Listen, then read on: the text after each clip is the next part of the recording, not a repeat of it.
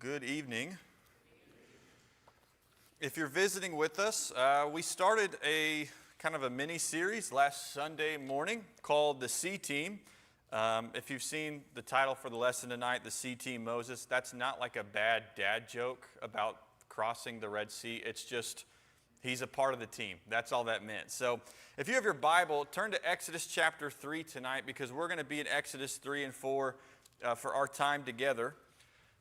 This series we started last week, by way of reminder, was about how God uses ordinary, average people. We sometimes look in Scripture at men and women, and we see their faith, and we sometimes look at them like they're some supernatural people, or they are, greater than man themselves, and yet, in reality, they are just like you and I, ordinary, average people.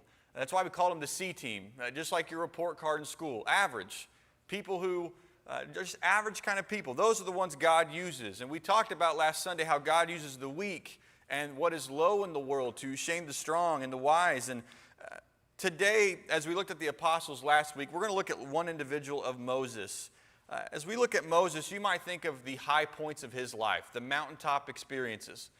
The guy who went into Egypt and God worked through him with the 10 plagues and crossed the Red Sea, the man that was given the covenant from God himself on top of Mount Sinai, the one who led them up almost into the point of the promised land. And you think, wow, that's a great leader, a great man. But what we come to find out in Scripture, when we go all the way back to the beginning of Moses, is he is an average, ordinary person filled with weakness, plenty of flaws, and yet God still used him to accomplish great things. And that's a good message for you and I. And so as we look at Moses, we're going to look at this conversation that God has with Moses in the burning bush setting. And we're not going to focus on the burning bush aspect of it, although that's incredible and awesome. We're going to look at the conversation because what you find is as God calls Moses to go to Egypt, Moses makes a lot of excuses. He has a lot of responses, some that have some merit to them, some that maybe don't. We'll look at those. But he gives 5 responses to God about why I think you've got the wrong guy. I think you're sending the wrong person to do this. And we're going to look at what God says in response to him and make some application for our life. So first, look at Exodus chapter 3 and read verse 7 with me. Out of the burning bush says, "The Lord said, I have surely seen the affliction of my people who are in Egypt and have heard their cry because of their taskmasters. I know their sufferings, and I have come down to deliver them out of the hand of the Egyptians and to bring them up out of the land to a good and broad land, a land flowing with milk and honey." Skip down to verse 9. It says, "And now behold, the cry of the people of Israel has come to me, and I have also seen the oppression with which the Egyptians oppress them. Come, I will send you to Pharaoh, that you may bring my people, the children of Israel, out of Egypt." So that sets the stage. God is calling Moses, I want you to go into Egypt. I want you to lead my people out. I've heard of their suffering. I know they're enslaved. I've seen it. I've heard the cries. And I remembered the covenant and the promise I made to their forefathers. I'm going to deliver them. And after he calls Moses, or he commissions Moses, Moses gets to work on the reasons why God's asking the wrong person. And so as you look, the first excuse we see, or response, is in verse 11 and 12. Read verse 11 and 12 with me. It says, "But Moses said to God, who am I that I should go to Pharaoh and bring the children of Israel out of Egypt?" We'll actually pause at verse 11. The first excuse or response you see if you're taking notes is essentially what Moses says is, you've got the wrong guy. God, you've got the wrong guy. By the way, imagine telling that to God. Hey, God, I think you're mistaken. But God, you got the wrong guy. I like to watch sports. You heard some of that last week. Athletes have a weird way of bragging and celebrating. They always have. They continue to. One of the things you see guys saying today is they'll say, "I'm him." I know that makes no sense to us, but they scream out like, "I'm him," and they mean like, I'm the great one. Like, look how awesome I am and talented I am. This is the reverse of that, where Moses is saying like, I'm not him. Okay, I'm not that guy, pal. That's a meme for kids under the age of 25.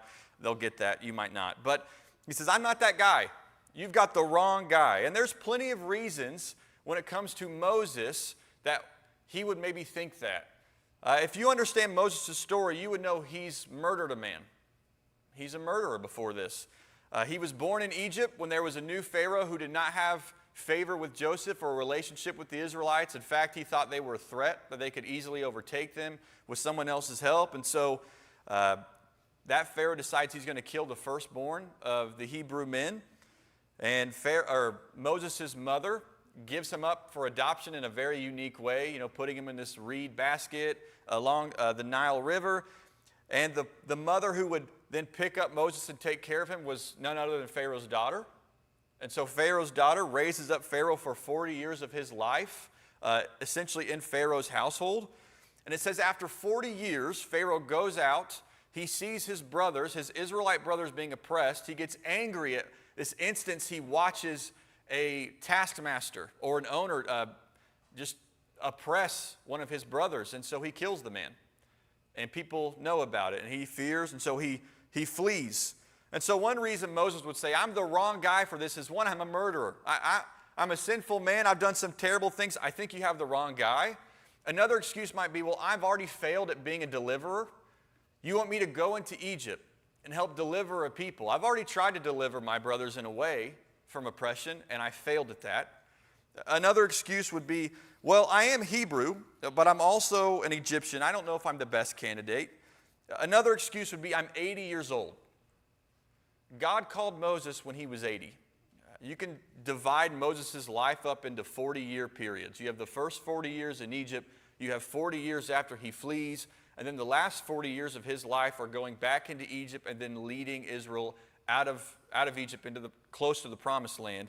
And so he says, I'm 80.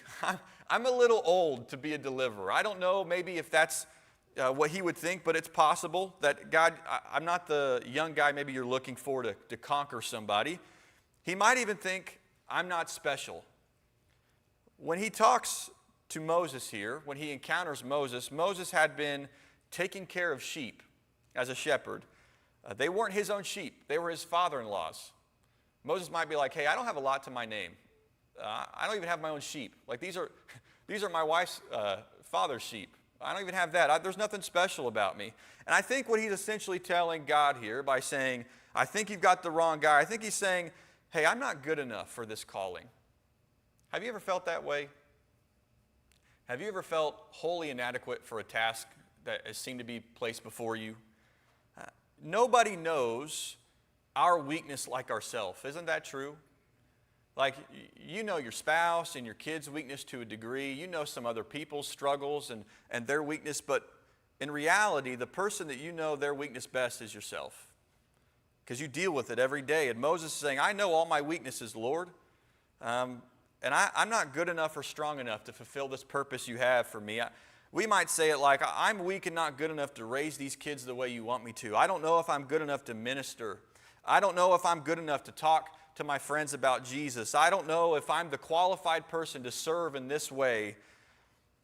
When I was 19 years old, I went to preaching school. I graduated when I was 21. I started my first full-time work as a youth minister in Elk City, Oklahoma. And I look back at those days and laugh because I was old enough to be in a youth ministry, let alone be a youth minister. And I'm thinking back to those days of, I had no idea what I was doing. And yet God had called me to serve young people and help families and parents. And I should have been in a youth ministry. I was so young. I didn't know much. And I felt inadequate and weak often. And I still do in ministry. About every week, there is something that comes along and I think, I don't know if I'm good enough to be doing this or whatever the situation has come up that I'm supposed to minister in. And Moses feels that way. I'm sure all of us have felt that way at times. I'm the wrong guy. But God knew the type of man Moses was, and yet he still called him. God knew all of his weaknesses, and he still called him because he wanted to work through them. And God's response here reveals why we can serve him despite our weakness. Look at verse 12. In response, he said, I will be with you, and this shall be the sign for you, that I have sent you. When you have brought the people out of Egypt, you shall serve God on this mountain. I love what he says there, but I will be with you. What you will come to find out in this whole section is about every time Moses comes up with an excuse, in some way or another, God says, I will be with you. I will be with you. Notice, God does not say, Moses, you're a very strong individual. No, Moses, you're very talented. Moses, you're going to do great. He says, I will be with you. Because he wants him to focus on not himself, but God. It's God who gets the glory. It's God who deserves the credit because it is God is the one making these things to happen. And so God emphasizes strength and power, Moses, come from me. And these results that are going to be accomplished, it's because of me. And yes, I need you to go, but I can use anybody. But I want you. But he says over and over again in this text, I'm with you. I will be with you. If God is on your team, or maybe better said, if you go with God, you are strong enough to do whatever he has called of you. If you'll follow him, he will lead you through whatever purpose or task you may have. And so he's telling Moses, don't focus on your weakness, focus on my strength, focus on me. So one excuse was simply, hey, I think you got the wrong guy. I'm not good enough. But then the second one comes in verse 13. Read verse 13 with me through verse 15. We'll just read 13. It says, Then Moses said to God, if I come to the people of Israel and say to them, the God of your fathers has sent me to you, and they ask me, what is his name? What shall I say to them? And so excuse number 2, or response number 2 here for Moses is, God, I don't know what to say. We might say that today as, I don't know enough. God, I don't know enough. I'm not sure how to respond to that. I don't know what to say. If I go to Israel and they ask me about you, what do I even say? Who are you? How do I explain this to them? And, God, forget how to say it. I don't have all the answers. I don't think I'm the one to go because I don't know enough.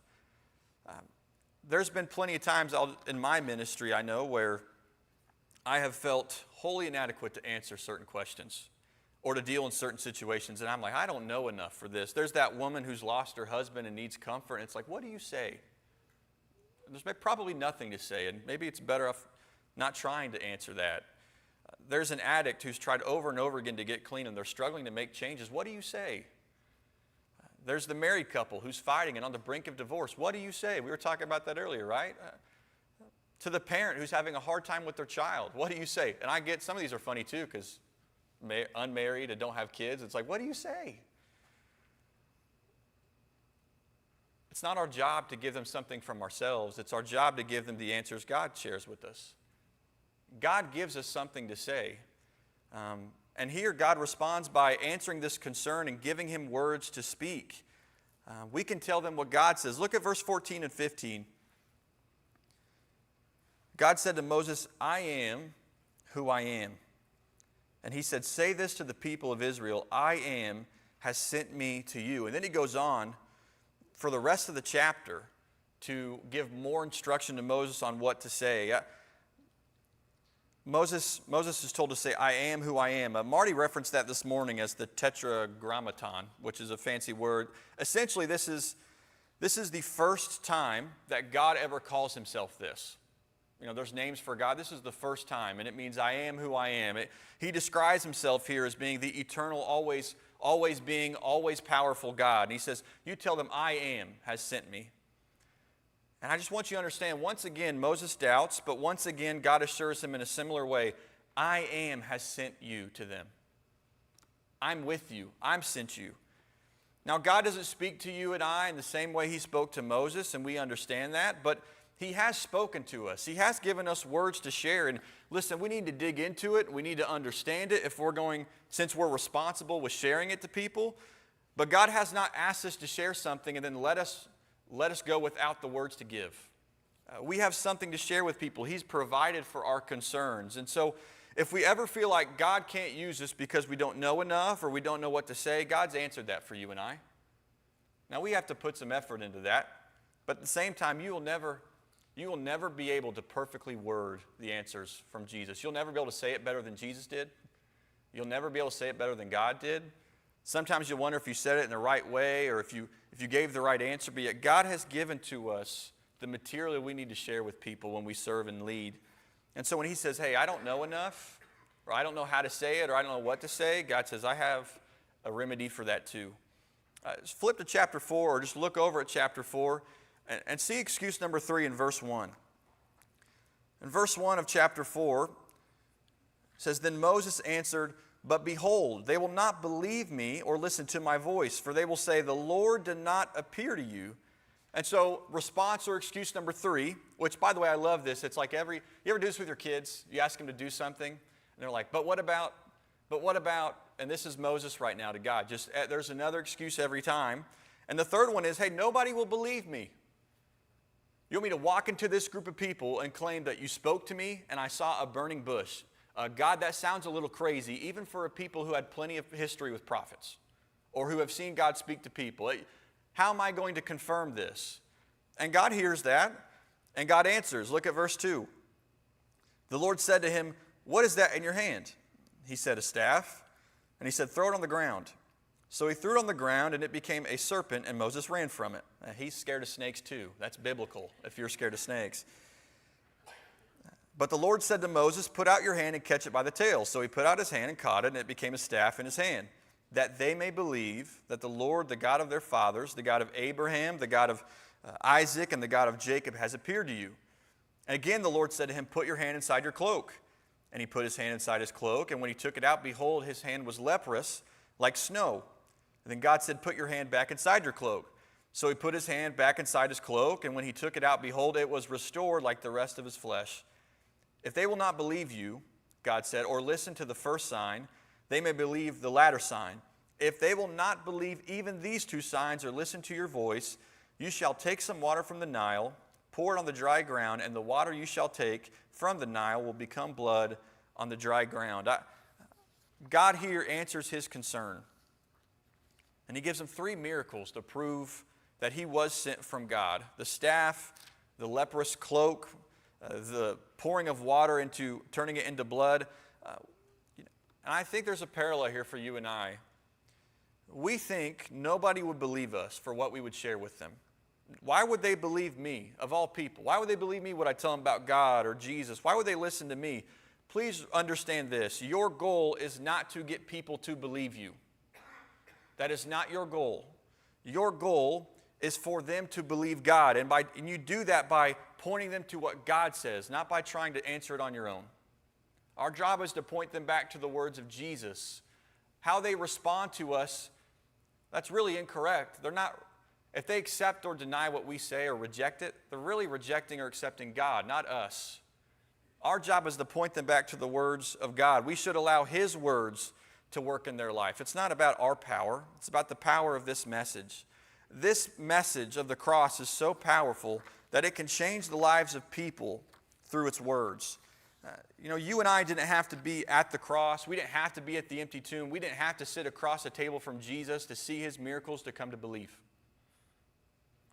Blessed are we who believe without seeing. It was the message that we understood to be true. People will believe in that same message today, and they don't need some grand sign or gesture. They simply need these words. So point them back to them at every chance you get. But when he says, hey, they won't believe me, God answered that concern too. Look at excuse number 4 in verse 10. It says, but Moses said to the Lord, O my Lord, I am not eloquent, either in the past or since you have spoken to your servant, but I am slow of speech and tongue. Excuse number 4, hey, I'm not a great public speaker. Thank you for not amening that this evening. I figured one of you would. I thought Mike would, but he didn't. Amen. I'm not a great public speaker is what Moses says. By the way, we don't know if Moses actually was a bad public speaker. He says this about himself. You ever met someone who, out of humility, does not talk about their gifts? Like you go up to someone and you're like, hey, you did a great job, and they're like, I wasn't very good, or that's not my gift. It could be that Moses actually had some ability, maybe, but possibly not. I just say sometimes we think we're not gifted enough or talented enough to do something, and our issue isn't ability, it's experience. I went to preacher training camp, and I won't name names, but one of our boys said, I'm kind of introverted, and I'm not a public speaker, and this is not my thing, and I'm not good at it. And then I listened to him preach. And as he started preaching, one of my friends who's a counselor turned around and said, dude, this is really good. And I told that boy afterwards, you might think you're not talented, but that doesn't mean you are. Sometimes we say, I'm not good at this, or I don't have the ability, and no, you have it. You just haven't worked on it. or used it, and you need experience. But here's another truth, that maybe Moses is a bad public speaker. Maybe he really is. Maybe he's fearful, maybe he's scared, and he's not very good. Here's good news for Moses. God can do great things through bad speakers. God can have great results from bad public speakers, and he's been using bad public speakers for a long time. I love what Paul said in 1 Corinthians chapter 2 in the first 5 verses. He reminded the Corinthians of this. He said, "When I came to you, brothers, I did not come proclaiming to you the testimony of God with lofty speech or wisdom. For I decided to know nothing among you except Jesus Christ and Him crucified. And I was with you in weakness and in fear and much trembling." And here it is. "And my speech and message were not in plausible words of wisdom, but in demonstration of the Spirit and of power, so that your faith might not rest in the wisdom of men, but in the power of God." I love that. One of the best ministers or ministries this earth has ever seen, one of the most powerful preachers, some of the best sermons ever given, were by a man who says, "I'm not a very good public speaker." We tend to think preachers are as good as their stage presence and the type of words they use and how they organize the sermon and the illustrations and the stories. And Paul said, "Yeah, when I spoke to you, I just shared truth with you. I shared Jesus and His message and what He's done on the cross. And that's what worked in your life." The best preachers steal this guy's material every week. And he wasn't a good public speaker. Moses might have been a bad public speaker, and the good news for Moses is it wasn't about his talent or ability, it was about God's. It was about God is able to do all these things. I love what God says to Moses again in verse 11 and 12. "The Lord said to him, 'Who has made man's mouth? Who makes him mute or deaf or seeing or blind? Is it not I, the Lord? Now therefore go, and I will be with your mouth and teach you what you shall speak.'" Hey, did I not make your mouth, Moses? I think I know if you can speak or not. I know you can talk. I made your mouth. I know it has the ability. I know what you can do. I know your limitations, and I've still called you. Moses could have went on this journey and not needed Aaron. God only provided Aaron because Moses seemed to be super resistant, and we see that in the next excuse or the next response. But he says, "I know your ability, Moses. I know your mouth. I made it. I know you can speak, and I will be with you." And so, once again, notice, every concern, every excuse for why God shouldn't use him, God reassured Moses.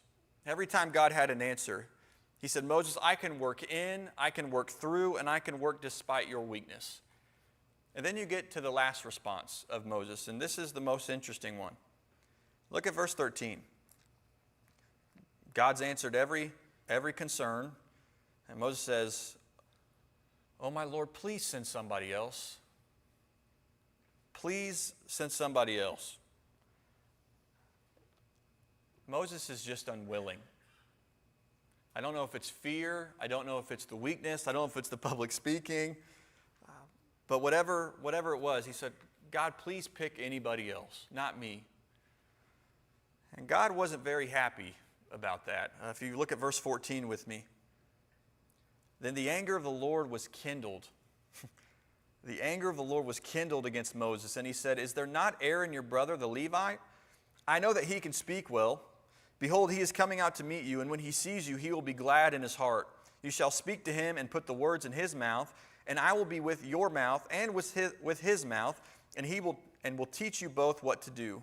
He shall speak for you to the people, and he shall be your mouth, and you shall be as God to him. And take in your hand this staff with which you will do the signs." God answered every fear, every concern, every excuse, and even when he's unwilling, God continues to help. Even when he's unwilling and he has this last excuse of just, "Please, I don't want to do it," in a way, he gives him another piece of help in his brother.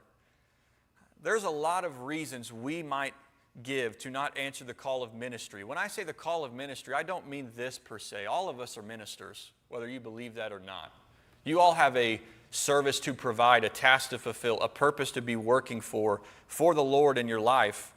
And we might have excuses for why we can't, but God can work through every single one of those. And if we allow fear or desire or any reason to keep us from answering that call, you miss out and I miss out.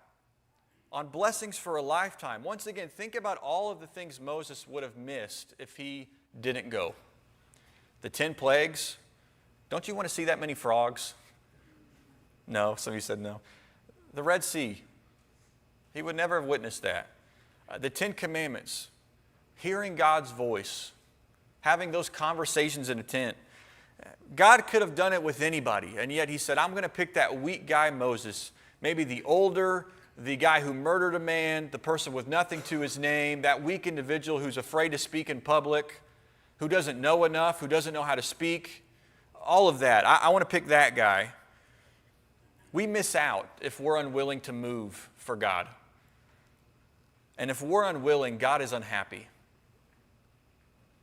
And if anything maybe can motivate you and myself to move more in our life is when we're unwilling to move, God is unhappy. Remember what Isaiah said in response to God? He said, here I am, Lord, what? Is that our motto, or are we more of a, here I am, send somebody else? Because that's Moses. Here I am, Lord, but I would like to stay here, Lord. Please don't send me. Every single excuse Moses gave for why he didn't want to answer the call, God responded by saying, in some way or another, I will be with you. Once again, he didn't tell Moses how strong he was or talented he was or how he would do it on his own. He continually reminded him, I'm going to be with you. The I am is going to be with you. That's a promise he gave to Moses. It's a promise he gave to his successor in Joshua. I will never leave you or forsake you. That's a promise he gave to his disciples as he left this earth. It's a promise he still gives his people today. Whatever our fears, our concerns, our weaknesses, God is greater than those. You can preach, speak, lead, and serve in spite of those issues because of him. Whatever that role may be, whether that's your children in your home, your spouse, up here, men like that, teaching a class, working with little kids in a classroom, whether that's helping people in need in our community, in your schools as a teacher, shining a light in various ways, whatever your weakness, God can use those. God can use those. Please never forget who's with you in this life, who helps you and your work in the kingdom. You are not doing this alone. It is not up to your ability. God is not asking us to be God is not asking to be in our story. He is allowing us to be a part of His. And it's not about you, it's not about me, it's about who's with us. God called a weak, reluctant, fearful, and broken mess in Moses to lead His people. And God did unimaginable through him. God is calling the same kind of people today to use them for the same kind of results. When we allow our weakness to keep us from serving, we're not only doubting ourselves, we doubt God. I don't know if we look at it that way, but when we allow our concerns about ourselves to keep us from doing for God and being a doer, we're really saying something about our faith in God, aren't we? Because God looks at us and wants to use us, and He says, I want you to go, and you say, I'm not good enough. And we're disagreeing with God. We're telling God we doubt you. We need to have trust and faith that God knows who He's sending, and He knows us. This conversation we've read tonight, it should teach us to trust Him and to allow Him to use us for whatever He can. If you get a chance in the near future to work for Jesus in a way that scares you to death, I pray you'll do it. I pray you'll do it scared. That's the motto. I shared this with our boys at Preacher Training Camp one day. And my motto was do it scared. It will never get normal until you do it scared. That's a lot of Christianity, isn't it? Be uncomfortable until it gets a little more uncomfortable. I pray you'll do it scared. My first Devo, I prepared over and over again. I thought it would be 10 minutes. It lasted 30 seconds. Some of you are like, can we have one of those soon? It took time to get used to things. Standing in front of people, teaching a class, talking to someone one-on-one, that's scary. Going and visiting someone in the hospital, scary. But the more you do it, the more experience you get. I don't want to say necessarily you'll get better at it, but you'll still never be perfect at it. But it's God who works through you. And so my prayer is that in your life you'll do it scared. I don't know what challenge that will be, but I imagine God will have something for you in your life He'll give you an opportunity to work, lead, or serve, and it might be intimidating or scary or uncomfortable, and I pray you'll do it scared. And so look for that in your life this week and the coming weeks, and when you see that and you want to say, no, that's better for someone else, remember, God can use even you, and He wants to. Average, ordinary people, He changed the world with them, and He still wants to do it today. I appreciate your attention tonight, and this evening, if you have a need of any kind, it might be that you've never put on Christ in baptism. It might be that you've never responded to His gospel invitation, and you're not even a part of the C team in a way. We can help you do that tonight. It might be that you have some struggles going on in your life, things that are hurting you, your family, your loved ones, struggles maybe in all different areas of your life. We would love to pray with you and encourage you and just give you a shoulder to cry on or a good brotherly hug. But we love you. If you have a need of any kind, let us help you right now as we stand and as we sing.